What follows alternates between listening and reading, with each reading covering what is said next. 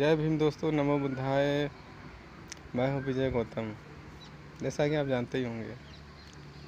देखिए, आज कोई वैसी बात नहीं करने वाला हूँ। बहुत ही मतलब कास्ट फीलिंग पे ही ज़्यादातर वीडियो मेरी रहती है। मतलब किसी जाति विशेष पे नहीं रहता है। जो इस देश में जातिवाद चलता है और कोई विशेष धर्म अपने आप को ऊंचा ज़बरदस्ती साबित करना चाहता है और अन्य जातियों को जो नीचा साबित करना चाहता है, इसके प्रति मैं या इस देश में जो अम्बेडकराइड हैं या जो समझदार लोग हैं, हमेशा ही इसका विद्रोह करते रहे। मैं उसमें से कोई अलग नहीं हूँ। हाँ, मैं बस अब यूँ ही चैनल बनाया हुआ हूँ तो अपने कुछ विचार जो है मैं भी रख लेता हूँ। इसमें कोई दो बात राय या दो राय नहीं है। जो मैं आज बात करने वाला हूँ वो है मेंटालिटी, मतलब मानसिकता, कमज़ोर मानसिकता पे और जो मजबूत मानसिकता होती है उस पे बात करूँगा। इसमें जो मजबूत मानसिकता रखने वाले किस समाज के लोग आते हैं और जो कमज़ोर मानसिकता रखने वाले हैं वो किस समाज के लोग।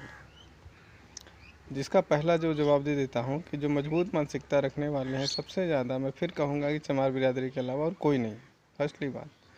और जो कमज़ोर दिमाग के लोग हैं, जो चमार बिरादरी के अलावा जितने भी पिछड़ी जात है, अगड़ी जात है, जितने भी शेड्यूल ट्राइब के लोग हैं, वो कमज़ोर मानसिकता से बिलोंग करते हैं। फॉर एग्जांपल हम पिछड़ी जाति से लेते हैं, जैसे कि हम मुलायम सिंह यादव को देख लेते हैं या लालू प्रसाद यादव को देख लेते हैं।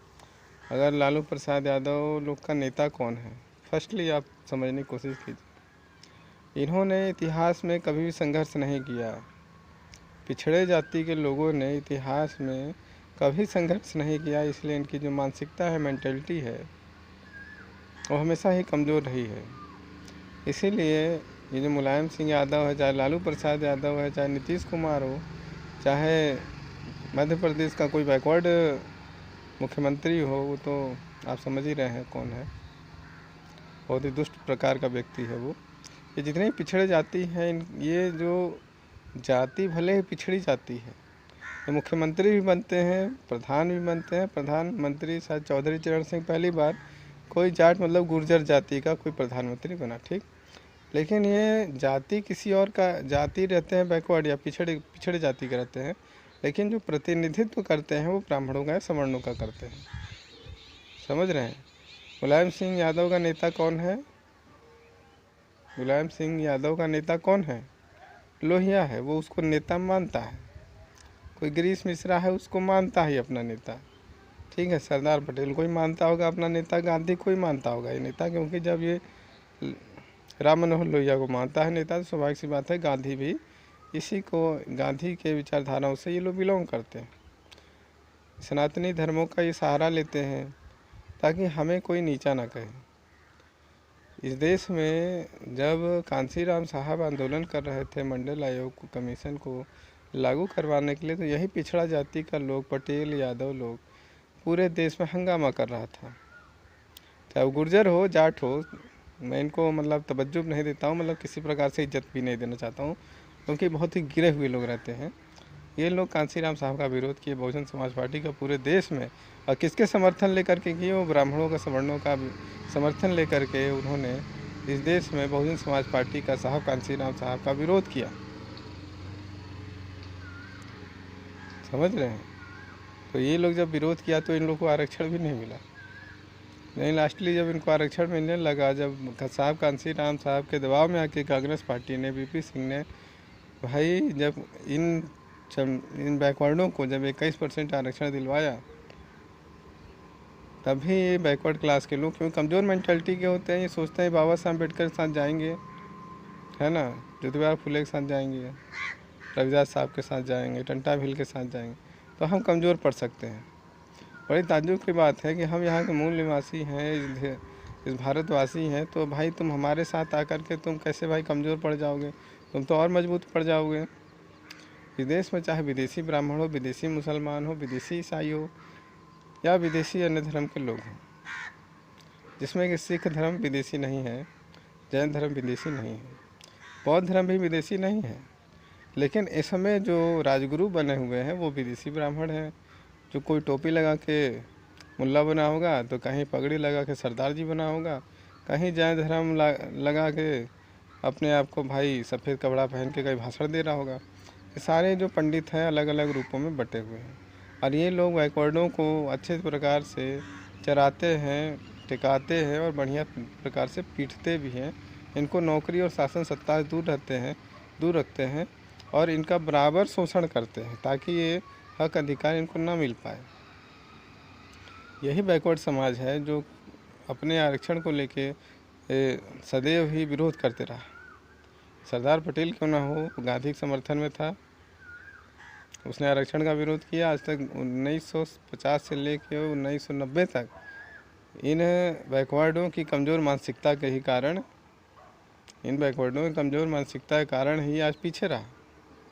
वो साहब कांसी राम साहब ने जब बाबा साहब को दोबारा जिंदा किया, मंडल आयोग कमीशन को लागू करवाया, बाबा साहब के संविधान के अनुसार जब अनुरूप काम करवाया, तब इन कुछ बैकवर्डों में जागरूकता आई। इन बैकवर्डों में कोई खास जागरूकता नहीं है।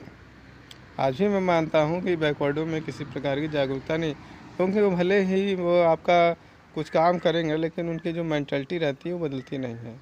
इनकी कमज़ोर मानसिकता को मजबूत करने के लिए कौन कार्य करता है? सवर्ण बिरादरी के लोग। ये सोचते हैं कि सवर्ण बिरादरी के लोग, ब्राह्मण ठाकुर बनिया, ये लोग बहुत ही मजबूत मानसिकता के लोग हैं, जबकि सच बताएं तो सवर्ण बिरादरी के लोग बहुत ही कमज़ोर मेंटालिटी के होते हैं। उदाहरण के लिए, क्योंकि इनकी आदत है कि दूसरों के कंधे पर रख के गोली चलाना। अगर ये सामने अगर लड़ाई करते हैं तो तुरंत हार जाएंगे, लेकिन ये क्या करते हैं? बैकवर्डों कंधे पर रखकर गोली चलाते हैं। इनकी तो आदत ही है। अपने समाज में शेड्यूल क्लास में भी बहुत सारे चमचे दलाल पैदा हुए, जैसे रामनाथ कोविंद है या रामदास अठावले है, प्रकाश अम्बेडकर है। आपके क्षेत्र में भी होंगे, कम से कम 50% चमार तो मैं तो मानता हूँ कि बिल्कुल बिके हैं, बिकाऊ लोग हैं। इसीलिए डजंट मैटर, इसीलिए इतना ज़्यादा नहीं सोचना है। और शेड्यूल ट्राइब के बारे में एक चीज़ बताएं, वो अपने आप को भले आदिवासी कहते हैं, बोलते हैं हम हिंदू नहीं है, लेकिन जाके मंदिर में ही घंटा हिलाते हैं। इनका जो हेमंत सोरेन है, मुख्यमंत्री का चुनाव जीता, विंध्याचल आके मंदिर में दर्शन किया। वो इतना बदतमीज है या इतना यानी अनएजुकेटेड है, यानी कोई भी उसके अंदर जागरूकता नहीं है। वो अगर इतना ईमानदार होता तो जब भी प्रधानमंत्री मतलब मुख्यमंत्री बनता तो ज़रूर जाता, बाबा साहब को विनम्र अभिवादन करता। तो जितने भी लोग हैं, चमारों को टक्कर लेने के लिए अपनी पूरी ताकत, पूरी फौज बना के रखे हैं, चमारों में भी दलाल पैदा करके रखे हैं। इसीलिए मेरे चमार साथियों, है शेड्यूल कास्ट के लोगों, है शेड्यूल ट्राइब के लोगों, दूसरों के कंधे पे रख के गोलियां मत चलाओ, वो भी अपने लोगों पर। ये तो विदेशी ब्राह्मणों का काम है कि हमारे लोगों पर कंधे पे बंदूक रख के हमेशा ही गोलियां चलाए हैं। SC/ST एक्ट आ गया, अनुसूचित जाति का जो एक एक्ट है, वो जब आ जाता है, पारित होता है, तो ये बैकवर्डों को बहुत चिंता हो जाती है। बैकवर्डों को भाई हमसे ज़्यादा लफड़ा नहीं है। बैकवर्ड किसके सुनने पर लफड़ा करते हैं? ब्राह्मण जो बोलता है बैकवर्ड करता है। उदाहरण के लिए, कोई मध्य प्रदेश में कोई यादव था, एक दलित बच्ची को मार दिया था, क्योंकि उस हिजड़ा यादव को कोई भगवान था कृष्ण, उसने आदेश दिया था कि उस बच्ची को मार दो। अरे मारना था तो भाई शेड्यूल कास्ट के आदमी को मारना था क्या? ब्राह्मण के बच्चे को मारते? नहीं मारेगा। क्यों नहीं मारेगा? क्योंकि ये लोग दोगलों की औलाद हैं। जो बैकवर्ड समाज है, दोगलों की औलाद है। इसमें मैं साफ साफ क्लैरिटी बोलता हूँ। ये कमज़ोर मेंटालिटी के लोग होते हैं, ये कभी भी अपने लोग साथ नहीं आना चाहते हैं। ये अक्सर उन्हीं विदेशी ब्राह्मणों की तलवा चाटे हैं। इन्हीं लोग की वजह से देश बर्बाद हुआ है। ये शेड्यूल ट्राइब की वजह से बर्बाद हुआ है। हमारी जाति के लोग कब तक संघर्ष करेंगे? लेकिन मरवादियों को, विदेशी ब्राह्मणों को बता देता हूँ कि चमार जाति के लोग जब तक जिएंगे तब तक संघर्ष करेंगे। ना हम तुमसे आज डरे हैं, ना कल भी डरते थे। आज लॉकडाउन किए हो, कल ही तुम्हें डाउन करके रहेंगे, याद कर लेना। पिछड़ो और अनुसूचित जाति के लोगों सुधर जाओ। नहीं सुधरोगे तो लॉकडाउन करके जो पिटाई हो रही तुम लोग की ना, वो बहुत अच्छे से हो रही है, बहुत मज़ा भी आ रहा है देखने में। जय भीम दोस्तों।